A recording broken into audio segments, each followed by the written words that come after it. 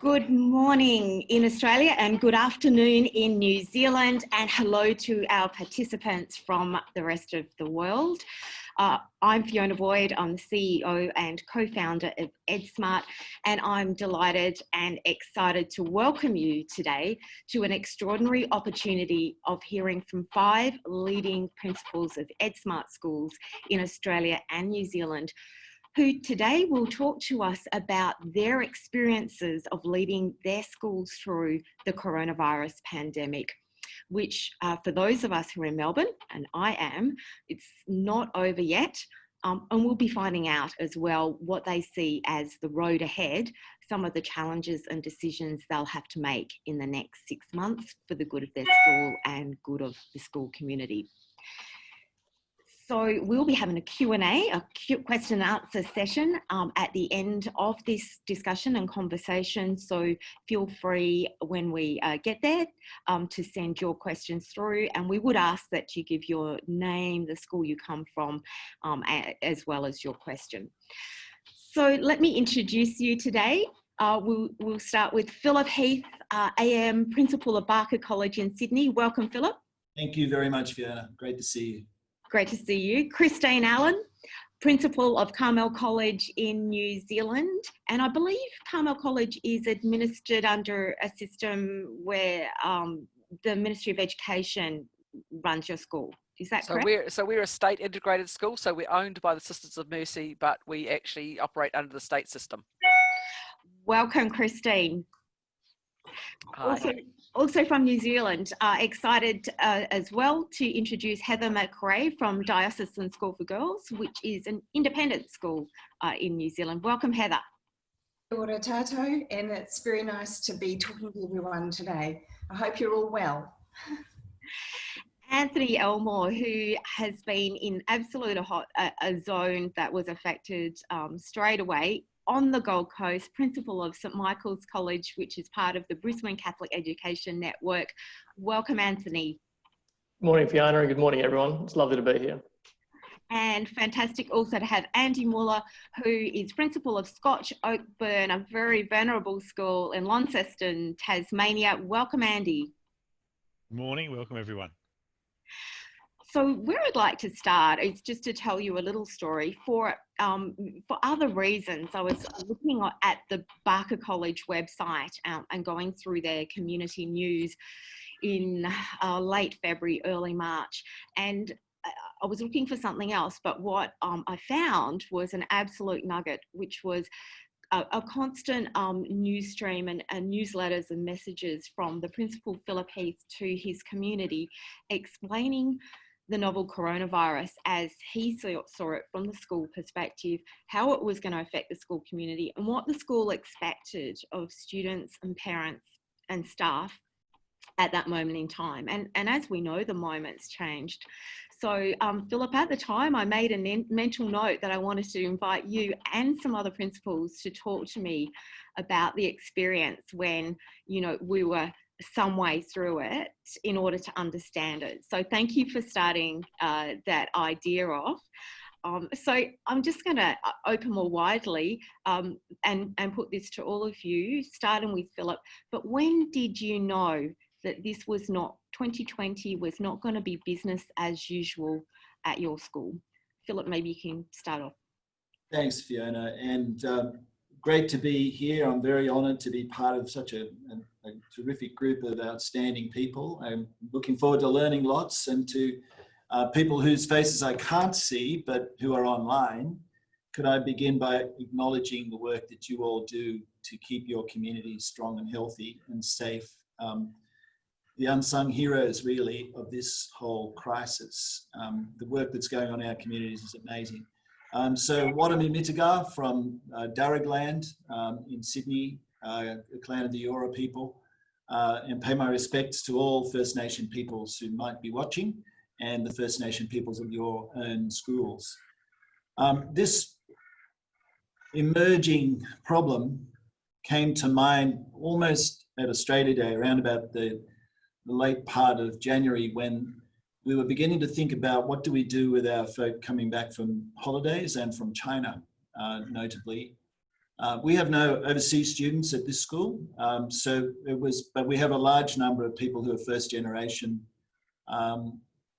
folk in this country and who've lived and settled in the North Shore of Sydney and put their children into this school. So we have a small boarding community as well, but they're all residents of Australia. So we began to think, what do I do about those cases? Because we're starting to hear about this virus. And then I sought some advice from some medicos who are in the community and tried to find out what is the virus, what does it mean, how communicable is it really, what are the risks involved in just business as usual. We happen to have a large music camp, 400 kids who attend the music camp that precedes the start of the term. Do I continue with that music camp? Do I isolate the students who've been traveling, and where have they been traveling, and which places do you privilege and not, and what are the optics of singling out China and the Chinese community? What damage does that do to community building? All of those thoughts were right on our minds. So right at the start, around about the 24th of January, we established a critical incident committee, and the planning group. A critical incident usually has a life that starts, the incident occurs, you then review it, you implement all your changes, and then it closes. The critical incident committee is still meeting. We met yesterday to consider sports and how do we handle visitors to sports with the new round of community-based cases that have emerged because of the pub thing in southwestern Sydney. We played a little trial match last Saturday, and we received a phone call from that school that we hosted to say that one of their students had been in the pub for a meal and had played footy against us that weekend. So it's alive and well and strong and happening. And it became obvious that 2020 is going to be like a year like no other. And we started with the thinking rather than with the process. So your mind always jumps to, what do you do? And what do you do at 9 o'clock on Monday morning and all that? But we actually tried to develop the discipline of stepping back and saying, it's not so much what do we do, but why do we do it? Like, what are we trying to do in doing things? So staying in line with the community, being a source of relative confidence about information, where there was a lot of information flowing and there was no single source of truth, trying to give the community some satisfaction that at least what we say is relevant to our people and is well informed, and then keep the information flowing, keep it in line with best health advice that we're hearing from state and federal authorities, sift out the political rhetoric and the politicisation of positions, and only deal with facts and information and take no view on what the politicians are saying, but listen more to the health experts. And then to adopt an attitude through the crisis that took the view that we're not just going to survive this, we're actually going to try to thrive in it. And then test ourselves in each decision against those three key principles. Why are you doing this? Stay in line, make it simple and clear, be a comfortable source of truth as so far as you possibly can, and then adopt the view that we want to grow, not just survive.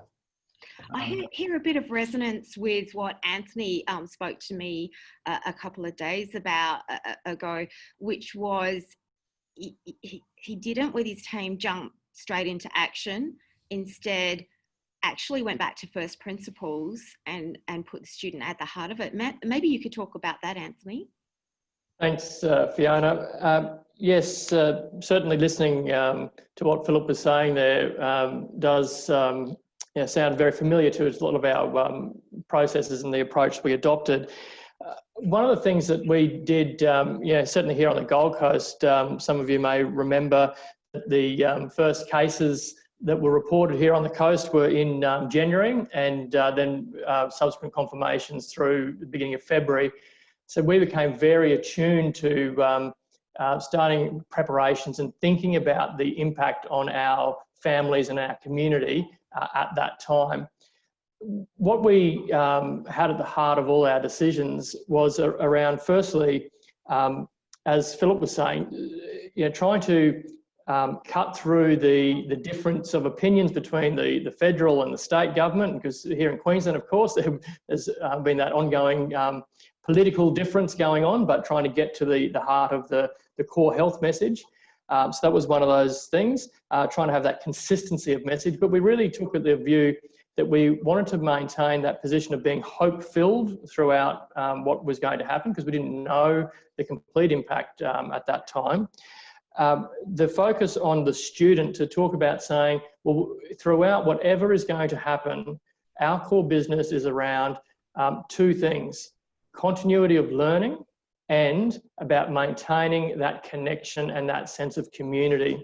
And that's where we started, and that's where we've held the line all the way through, around saying, well, how do we ensure that we are maintaining support for our community, for our students, for our families, and then that continuity of learning, not continuity in the same format that has been happening in the past, but making sure that the students are still growing over the time that at that stage was uncertain for us. So that's where we started, and then we went and sort of addressed and said, okay, well, what is the impact for us here? Because by that stage, the conversations that we were having here on the Gold Coast were even different from the conversations that they were having, an hour up the road in Brisbane. And so, we had to, think a bit differently and think flexibly and broadly, and really, put in place a number of different processes there to support our families. Because as soon as we started seeing more and more cases, and then some of those restrictions coming in, the impact on our community was quite significant, and so we needed to plan to support those families.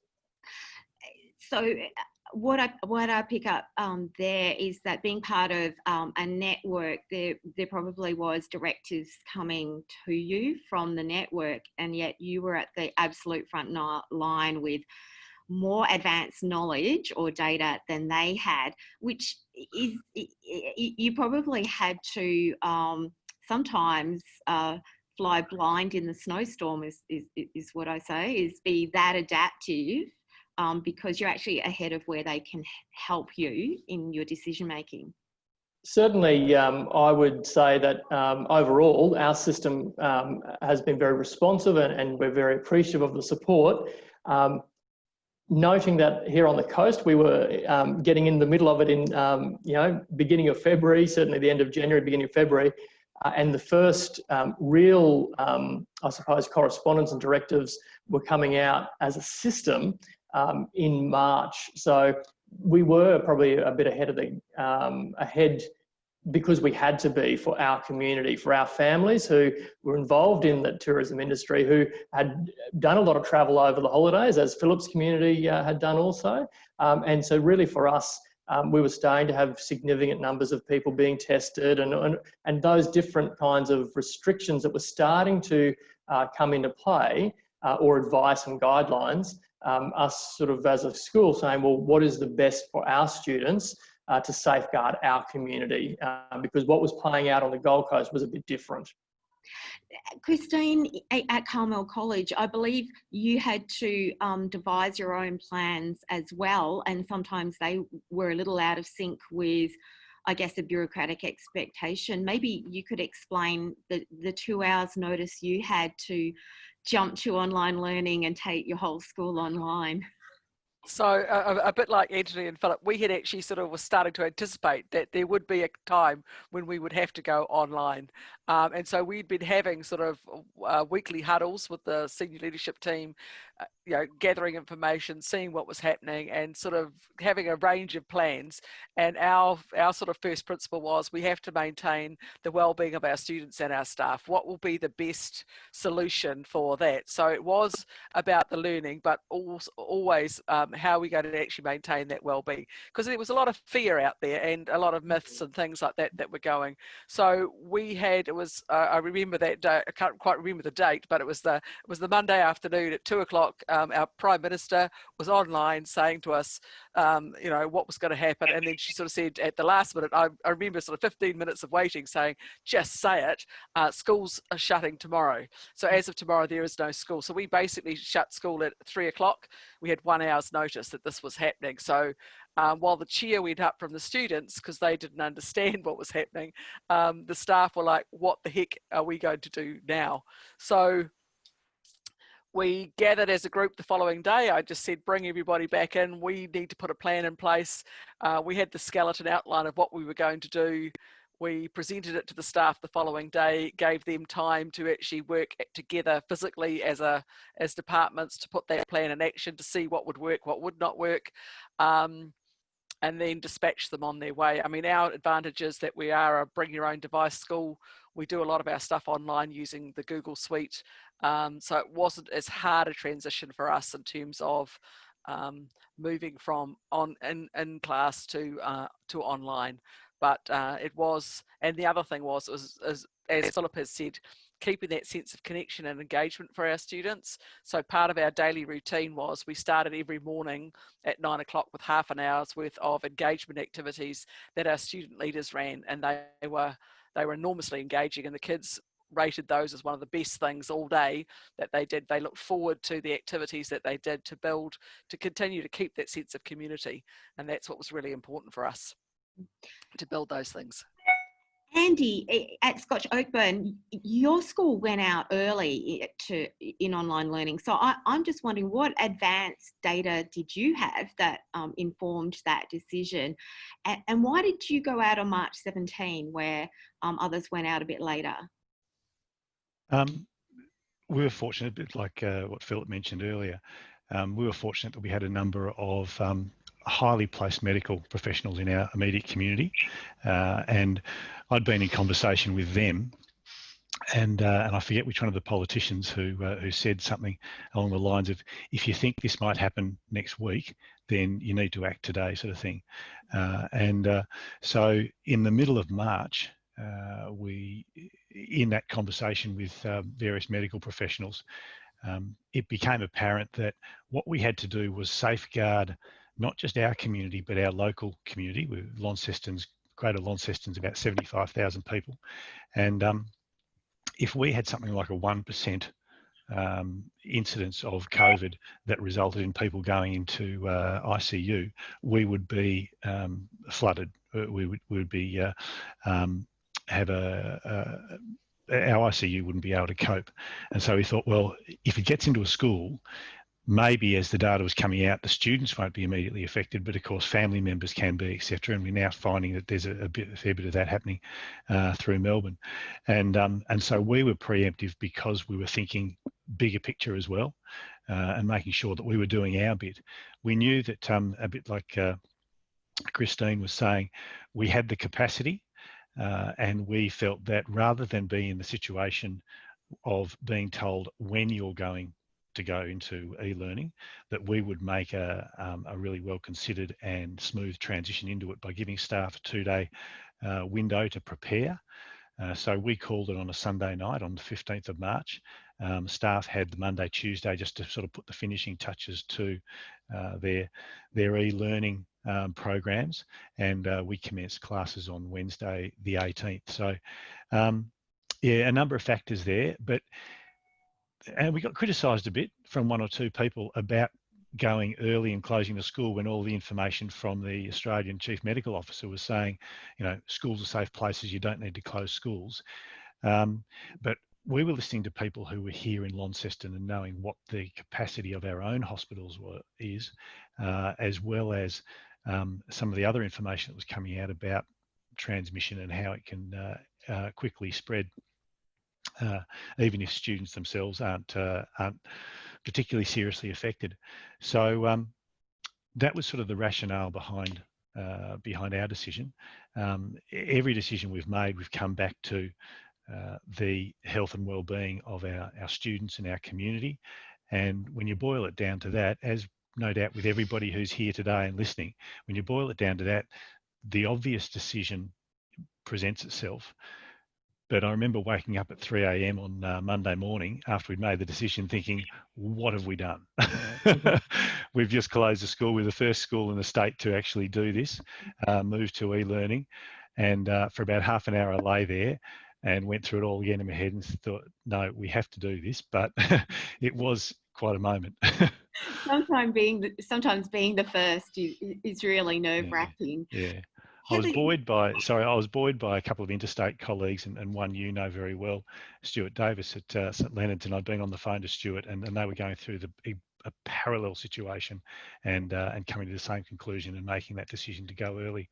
So I gained some confidence from colleagues and sharing with peers. So Heather McRae at Diocesan School for Girls, you have had a unique way of coming to a similar decision, and it was based on the fact you were actually in Beijing in 2003 when SARS happened, and you had the experience of seeing how that rolled out then. Maybe you could walk us through, and you also have a background as a scientist, so it looked a little different to you, and you were prepared to go early and do something about this straight up, correct? Yes, that's correct, Fiona. And I guess the experience in Beijing was hugely beneficial. And like a couple of you have said, having professionals in your community is very helpful as well, because they are seeing what it's like at the front of the health system and giving some really good advice. But certainly in January, I had just travelled back from the States, and we had our first staff meeting of the year, and I raised it with staff that this is something that is looming on the horizon, and if it gets out of China into a few other countries that it had done at that stage, then it would most certainly arrive in New Zealand. And I think a lot of the staff kind of looked at me and thought, she's gone crazy over the holidays. But having the experience of SARS, the only thing that really worked during that particular crisis was locking down everything. We had a construction on site at the time. We had to keep all of those construction workers on site, temperature test everybody. There were lots of systems that were really helpful. And also a number of teachers that I was still in contact with were already running online programs in China. And so I talked to them about what that looked like. And of course, they were running them from New Zealand, and with the 5-hour time difference, they talked about, the need to make sure that there was structure to programs, and also to make sure that there was a lot of personal contact to retain the relationships. So like Phillip did, we very early on pulled out our pandemic plans that we are required to have in New Zealand, and formed a pandemic response committee very early on. And as Phillip said, ours is still meeting as well. So it was at that point that we then started to ask ourselves all the questions that needed to be looked at. Because we have a very international community, many of them were still travelling backwards and forwards to China and coming back after the holidays. So we put in place some requirements for parents and for girls to self-isolate at home before the government had announced that that should be a thing that everyone did from those countries. So we as well came, as Anthony experienced, a bit of sort of criticism from the community. But I think many of them look back now and think actually they were really good decisions, because they did keep our community and our students safe. So there was a lot that everyone's talked about that resonated with us. And I'd also like to reinforce what Phillip said around, the number of people who may be listening in today who have done an amazing job for their communities. And I think for many of our girls who have experienced lockdown and online learning, they were just delighted to be back to school. One thing that I did notice was that everyone learned how to do online learning on the run. And one good example, and we republished this, and thank you to Barker College for allowing that, but Jeremy von Einem, the head of curriculum at Barker College, wrote a fantastic story about what it was like to actually go through the first week of the whole school going to online learning. And the outcome of that was, well, it's not just school at home, and it's not, the way we did it, we learned an awful lot because it was just too much. We expected too much of everybody, the student, the teacher. Maybe Philip, you could talk a little about that, and then we could have others tell me or tell each other what happened at your school in terms of online learning and how you had to adapt to find that sweet spot. Philip. Oh, Philip, you're on mute. Sorry? Sorry. Okay, thank you. Apologies for that. So if I feel like one of those mock videos that's doing the rounds about, am I on mute? Am I on mute? Like a number of other colleagues, we could all see the storm clouds about moving to online, storm clouds, if you will. So we did a few rehearsal events. So we had a few online days by way of rehearsal before we entered that space. And then we surveyed parents, staff and students and got some findings about this from the student experience that we were able to actually then unpack while we were still in face-to-face. We'd actually been forced into lockdown itself. We noticed what was going on in other places in New Zealand, in Victoria, Tasmania, Queensland, watching particularly what the schools were doing. So we're not in a kind of vacuum. We all influence each other, and the parents are very mindful of what's going on. So when we made the decision, a number of the schools locally were in the same space, making decisions. We thought, what does online learning look like? What are we trying to do? Is it to replicate the school day? That's the simplest thing, but in an online space.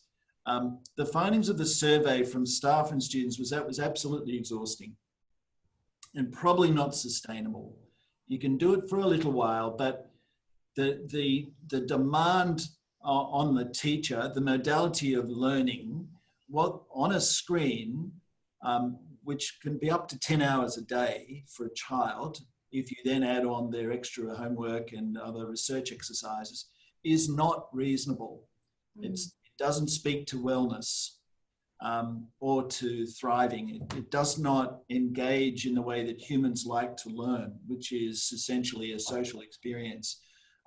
We also discovered, if I could speak plainly, that some of our folk were just setting exercises and, here's your task list, like sort of worksheets, but just online worksheets. Here's what you've got to do. Off you go and do it, submit it, and that's called online learning. And so we had to circle back and amend all of that. And then we, using some of those findings, some fantastic, but nothing to do with me, it was really some very clever people here and in other places where they were networking well, came up with a completely different shape of the day. And a little bit like Christine, taking the view that a thriving child will learn. A child who feels that their teacher knows, likes them and values them as people will learn. So we tried to make that the heart of it. We created chunks of learning and then chunks of wellness and then tried to make it as fun as we could. So we did some really very weird things using music and dance, and the staff are really good value. We lip synced a whole lot of Hamilton music and pieces that were frankly quite indelicate and hope were never recorded and never see the light of day again. We tried to we did a full version of Bohemian Rhapsody with the drama staff just because we could, because the kids were feeling the loss. And the big finding for us was that learning online is still valid, but it's different. So then how do you tell the parents what learning online looks like? And then how do you reshape that? So we went to a lot of trouble. And the ability to say, we've started this way, we're actually going to make that little change now because we've gotten better at that, is actually been a really important finding, because then it goes back to a point I was trying to raise earlier about building trust amongst your community. So who's the source of truth, and do you trust them? And I think trust has been on trial in this last 6 months. It's a meta-narrative to which we should return before these days are over. What constitutes building trust in communities, and how is that fostered? We found that telling people we've started this way, we needed a change, we feel we can do it a bit better, come with us. Don't judge us, come with us and be part of that experience with us. That was a much more effective process. In the end, though, I was really concerned for the sustainability on staff, because many of the feedback that comes from the energy that comes from human systems when we're all together was lacking online. Andy, I saw a few nods from you. Do you have some similar things to say, or is there some divergence around your online learning experience? Yeah, thanks. A fairly similar experience to Phillip, and we listened very much to what the students and the staff were saying, and again circled back to what's best for the health of our students and our staff. So we started e-learning on a Wednesday, and by the Friday week, so after 8 days of e-learning, students and staff were unanimously saying we are exhausted, apart from the fact that we've got headaches. We're on a screen for hours and hours every day. So we called a screen-free day on the following Monday, on the 30th of March.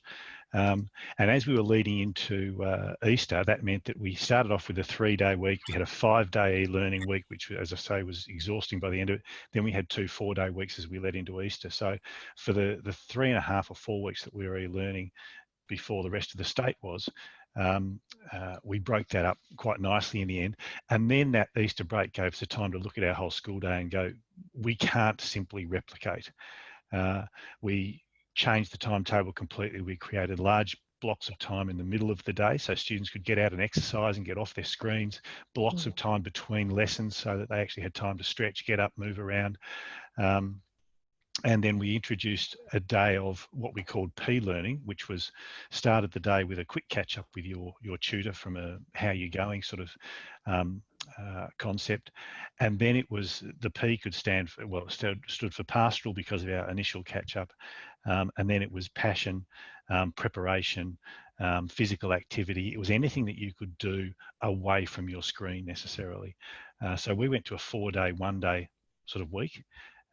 And didn't try to cram everything in as we did before. We just said, you know what, we've just got to try and, picking up on the comment earlier, we've got to thrive through this period and come out the other end feeling really good, physically, mentally, and not trying to just pick up your classroom teaching and plonk it down. So in an e-learning space. So yeah, it was a real eye-opener, which pushed a lot of people, including myself, into a very uncomfortable sort of position. Yeah, communication was key through all of this, and explaining the rationale to parents as to why we're only having 4 days of classes necessarily, and getting that message out to people was really, really important, and making sure there were no voids, no gaps there, that people could create their own reality and start rumours and all that sort of thing. You had to make sure that you were filling that space with the actual simple rationale behind why we were doing things. And so communication really came to the fore through all of that as well. And Christine, your term 3 started very differently because you learnt as well from the first online learning experience. Yeah, so with us, we had, in our first lot of huddles, we had sort of thought the easiest thing was to pick up our in-class timetable and just change it over. And we realized very quickly that sitting there from 9 till 3 every day in front of a screen was not sustainable. And so we had started working on a different timetable. And so it had the pastoral engagement to start with each day, and then we had 4 one-hour blocks with big gaps in between, a bit like Andy was saying, to give people time to get away from the screens, to go and make their cup of coffee, to go and do whatever they needed to do. And we had the government had told us on the Monday we were shutting on the Tuesday. We used that first day of the Tuesday to set the teachers up, and then they moved the term holidays forward. So we actually basically had that week plus another 2 weeks before we had to go online full time. So we had quite a bit of time to actually tweak the timetable, get some more consensus, obviously all virtually, test it out with other people and see if it was going to work, and then we launched. But that gave us lots of time to communicate with the community and tell them why we were doing it, what we were doing it for. We did get some pushback because we halved the amount of sort of face-to-face time. We did, everything was Zoom lessons. And what the teachers found was it was exhausting because they had to be a lot more deliberate and intentional with their planning, because you can be in a room and scan to see how something's going and pick out the people that aren't quite getting it. You can't do it quite as easily on a screen. So we had to really change what we were doing.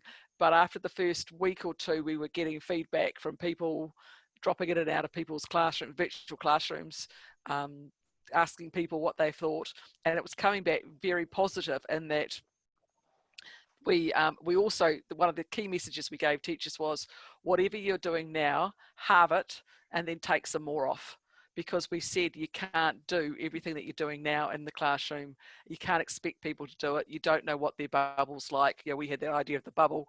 You can't know what other people's bubbles like, especially with the teachers as well as with the students. So halve whatever you're doing and then take some more off it. And we had to push a little bit for some people who were still expecting, a bit like Phillip said, here's all the work that I was going to give you.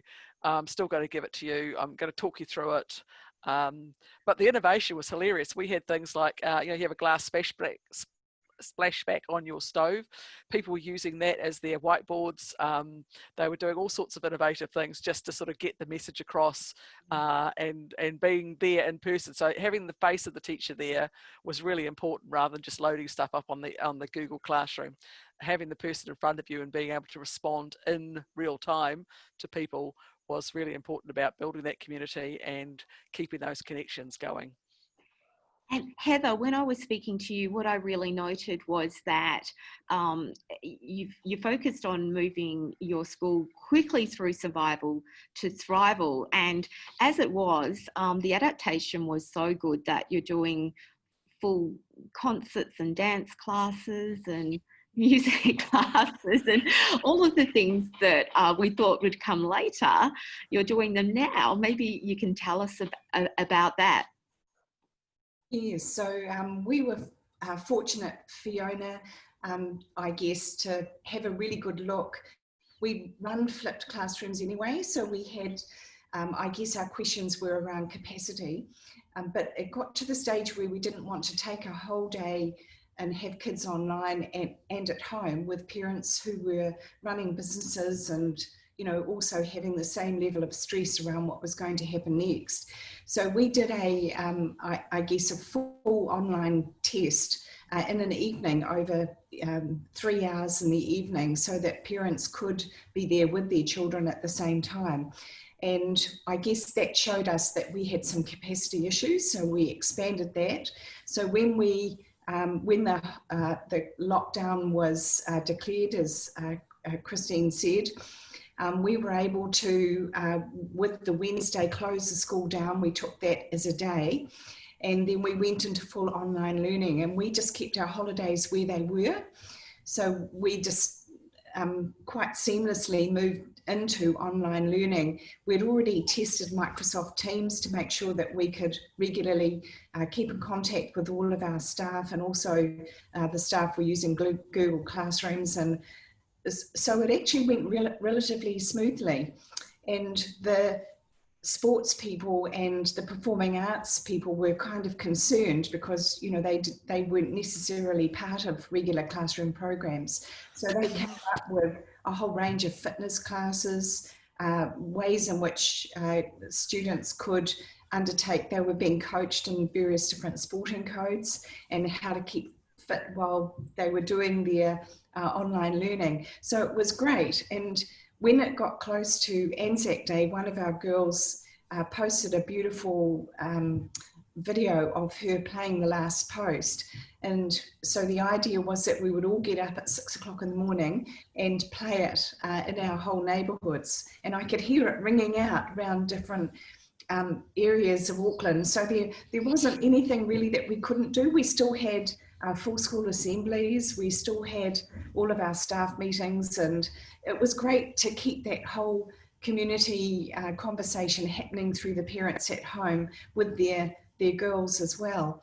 And every day, and I think quite a few people have spoken about the trust in the information that you're providing to the community. So we communicated every day with 2 pieces of information really. One was a summary of all of the COVID data for the day, so that it went through how many cases we'd had here in New Zealand, what that all looked like, and we used various different sources to get that accurate information so that it was good, as you know, as accurate as we could.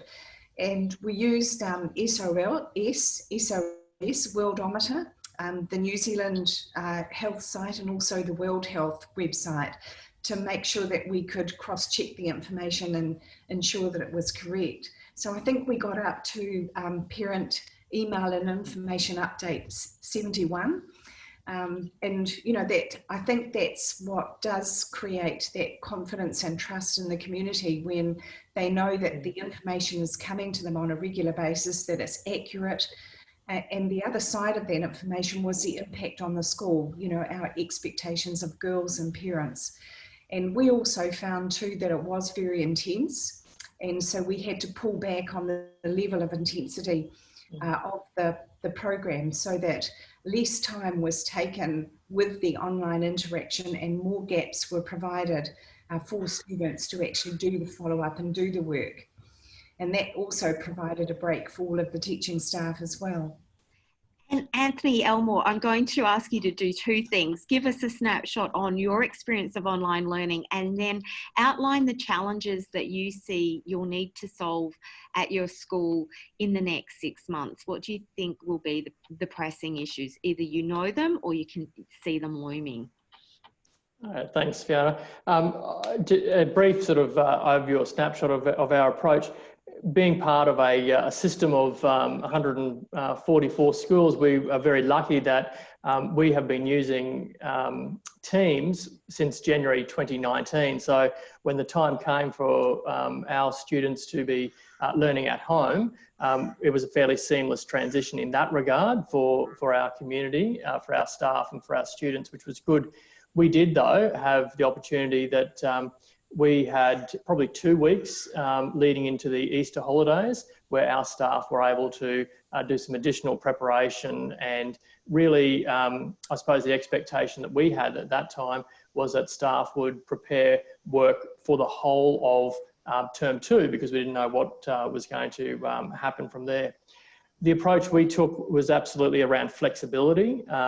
We knew that following your regular timetable was not going to be sustainable within our community, and not sustainable for our staff either. So we took the approach that we only required the teachers to be in a, I suppose, online, but face-to-face online for 1 lesson across their timetable in the week, and the other time they would be available online through online chat or emails and things like that. The issue of trust has come up a few times. I think a few people have mentioned it. And I think for us, the key around establishing very clearly that good relationship and maintaining those good relationships was being clear about our expectations, and the expectations that we had of our staff, but also the expectations on students and families. And similar to Philip's experience, we produced a a document called Expectations to Support Learning Continuity in an Online Platform, or on an online platform. So we didn't call it online learning or e-learning or anything like that. It was about the continuity of learning, but in this online platform. We ended up at about 4 different revisions of that over the time that we were away from traditional schooling, through feedback from the community, feedback from teachers, feedback from students and parents. In that document, what we did, we spelt out very clearly what the expectations of teachers were. So when we spoke to the families from the very beginning, we said teachers will do, and then we listed that. And so there was high levels of accountability. And then we very clearly explained what the expectation of students was. For us, we knew that parents were not expected to overnight become teachers, and that was a very consistent message in our communication to families. The teachers weren't suddenly going to be sitting at home, so parents weren't suddenly going to become teachers. And so we talked about how the school would support the parents to support their students in their continuity of learning, and that was in that document as well. So in that way, we relieved a lot of pressure, and that was a lot of the feedback we got from families, that they felt very supported, that we weren't expecting that they would be driving the program, that the school was doing that with the accountability with the students. And the way we did that, we had daily pastoral check-ins, but it wasn't an expectation that every student had to be online at 8:30 every morning. We had the expectation that students would check in with us by 10:30 every morning and give us a rating of how they were feeling, how they were going with their online learning. And if their rating fell below a certain level, we would make contact directly with that student and contact with their parent. And so we did that each week that we were out of the college as well. And then one thing that our families have highly valued, and again, this is about that relationships and connections, we called every family once a week just to check in to say, how are you travelling? How are you going? And is there anything the college can do to support you? And that was a big undertaking, but that, I suppose we need to be mindful that here, for us in Queensland, all the staff were still at school. It was only the students that were away. So the staff were still here. And so our school officers that traditionally would be occupied with the walk-ins had that opportunity to do that. And so contacting every family every week was great to just check to see how everyone was travelling in relation to that. And so really making sure that that learning was happening in a sustainable way, not expecting the same levels as every panellist has talked about already, really paring back some of those expectations there, but having that continuity happening was something we had to keep an eye on. And what do you that's, I suppose, how we did that. Sorry, what's the road ahead? What do you see as the challenges? And I know you did say to me, Anthony, that a large proportion of your parent body have lost employment and lost income by nature of working in hospitality and tourism, and that being key industry sectors on the Gold Coast. I would have thought school fees and maintaining enrolments and community wellbeing is top of the list, but maybe you can tell us. I think the two key things for us is looking at how we can maintain flexibility in our learning and teaching delivery for our families, and that communication, maintaining those high levels of communication. Obviously what we were doing during that period was unsustainable because it was daily, if not sometimes twice daily, detailed communications going out. We can't sustain that. So, but still, how do we maintain really detailed communication to families about what's happening and what's going on? You did pick up then on the financial implications, and we have been dealing with a significant volume of concessions. So for us, it's, I suppose for every school, it's about making sure that we support families through this, because what's happened to so many of our families, it's through no fault of their own. They woke up one morning and their workplaces were shut. Their businesses immediately lost, up to 70% of business available to them. And so for us, it's being respectful to those families about respecting their dignity, about maintaining that very positive outlook of being hope-filled and supporting those families in their enrolment here at our college till things become, stronger for them financially. There will be families that will drift away, but for us, it's about how do we maintain that connection and support for those families, and also, what's our capacity to continue to offer ongoing concession greater than what we already offer for families. But we're doing well in that regard at the moment, and we'll continue to support our families here.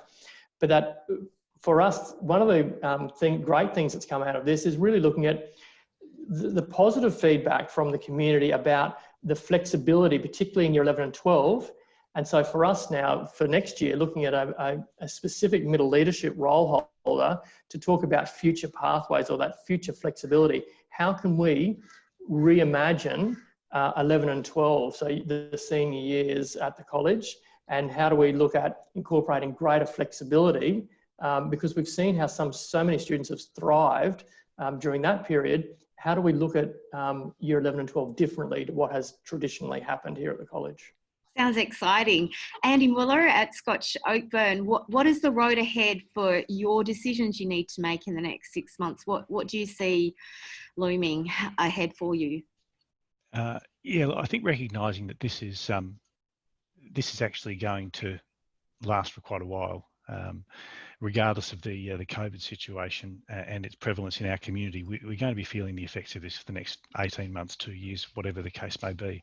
So making sure that we get all of our community through this, through things such as Anthony's mentioned about the rebates and the concessions and the supporting those people who really need it. Some of the challenges for us as we sort of look to the next 6 months, say, at this stage, because things are changing so rapidly, I'm not sure that we should waste our time thinking for too much further than that.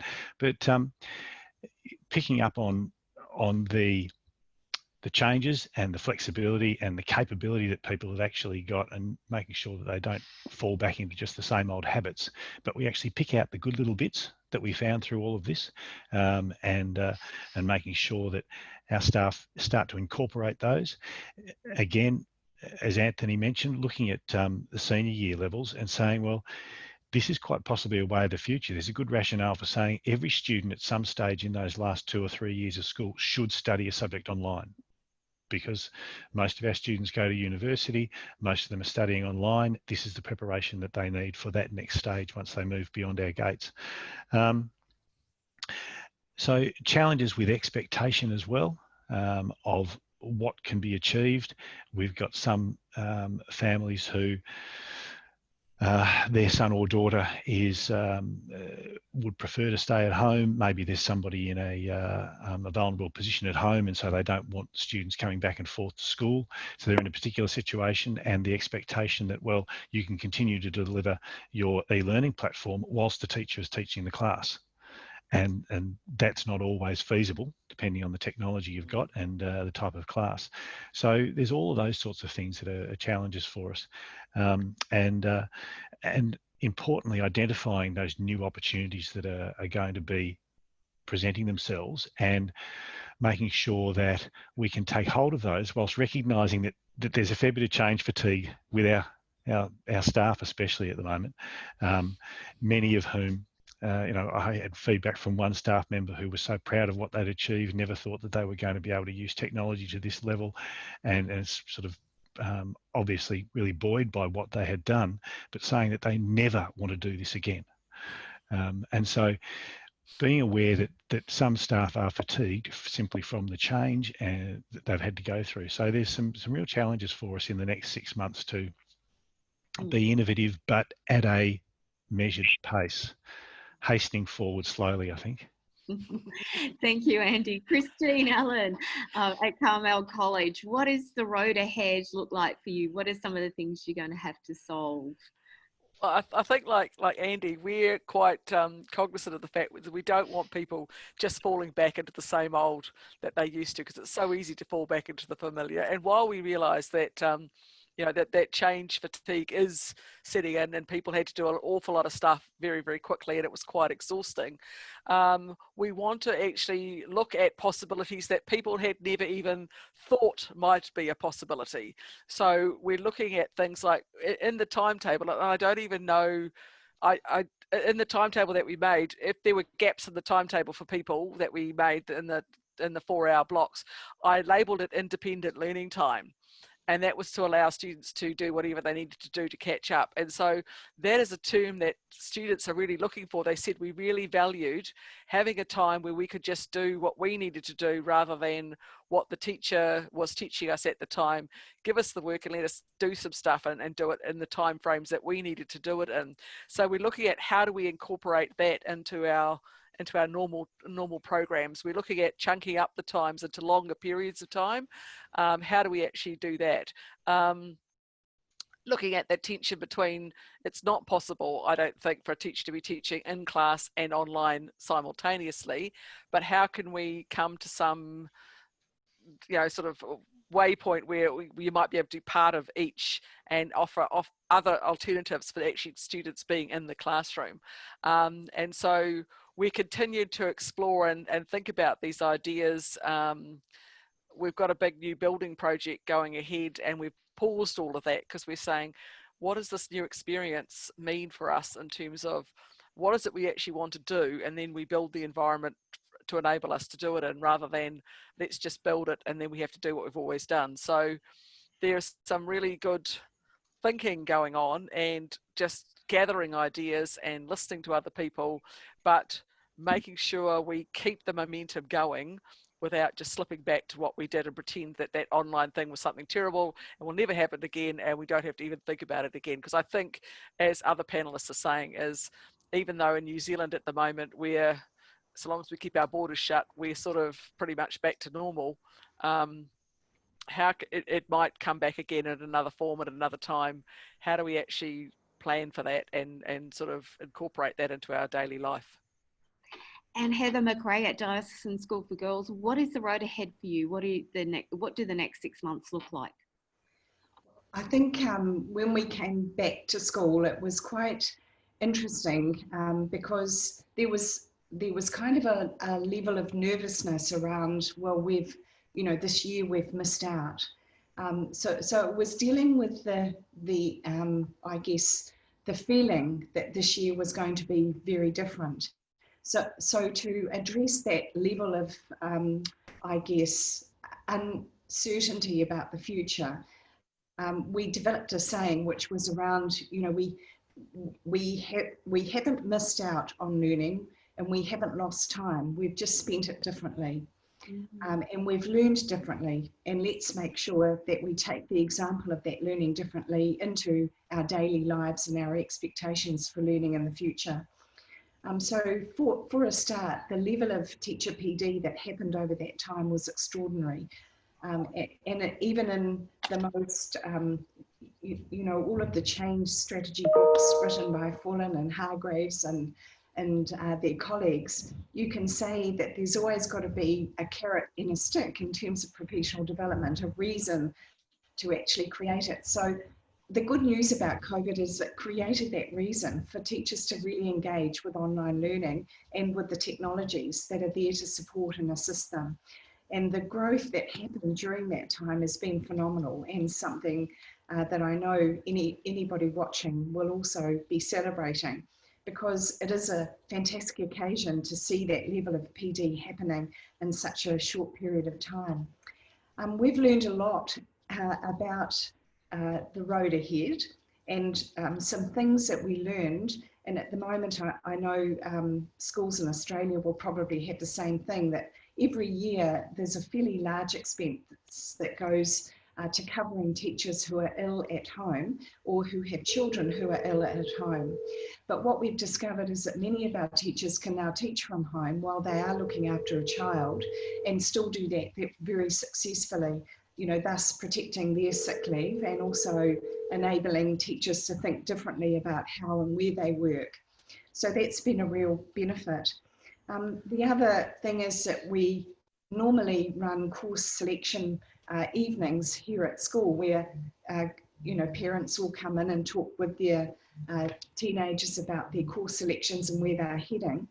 And so what we've done now is done that whole thing online. So all of the faculties have now uploaded information about their courses. So it's all electronic now. They can go in, they can select, they can request a meeting or an interview, or they can, you know, ask questions and do all that online. So the way in which we present information to our community too has also changed. And as well, I think it's been great for us to look at the same as a couple of people have mentioned around senior courses for years 12 and 13, and looking at options that we might build into their programs. And also to keep going with online learning. A lot of teachers have been teaching online while they are in class and at school. Really just to give the students that experience and to make sure that we are continuing with that experience with them and not just dropping it, because there was such a lot that they learned from it as well. So those are the ways that we've looked at going forward.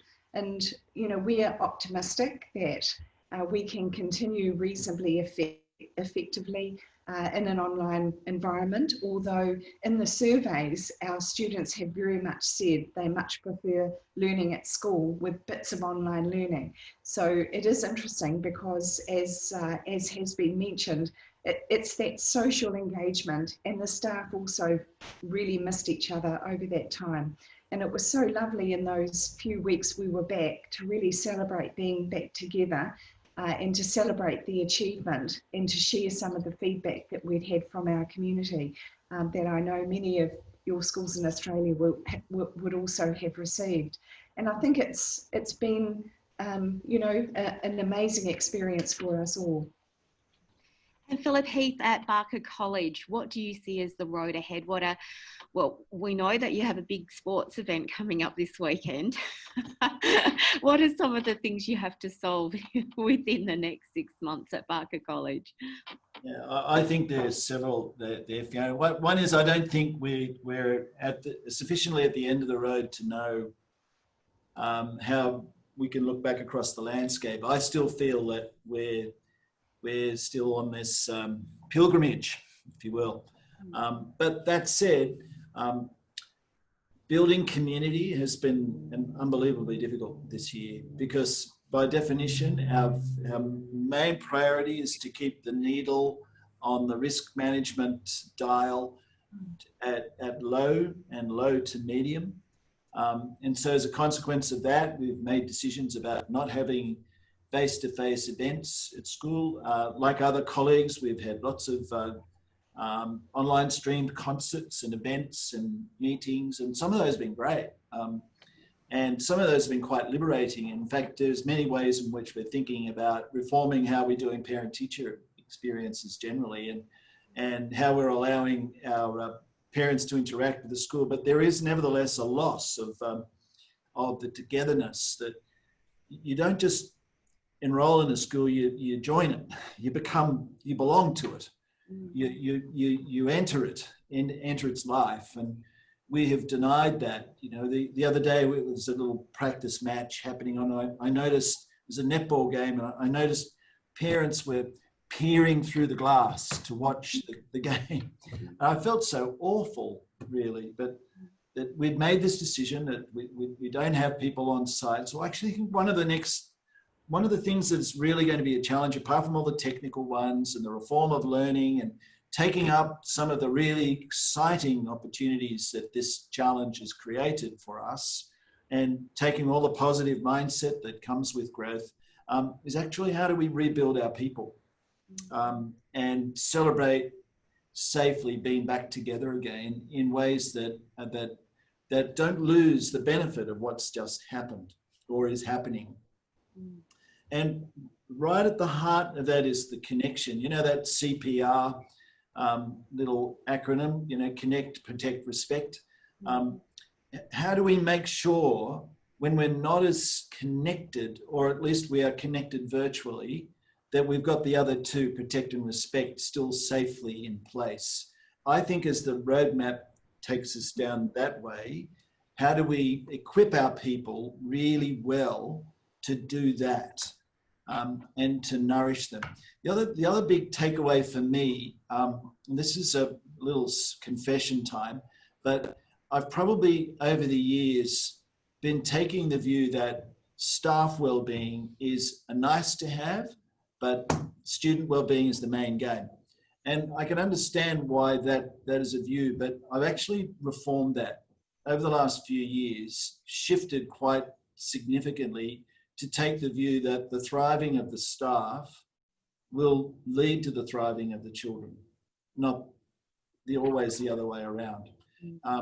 And listening to what they're saying and hearing their concerns. I read recently that lovely book, Utopia for Realists, and taking a quite different view about the usual pupil-teacher task and staff management as opposed to leadership task. What is a reformed school looking like in the future?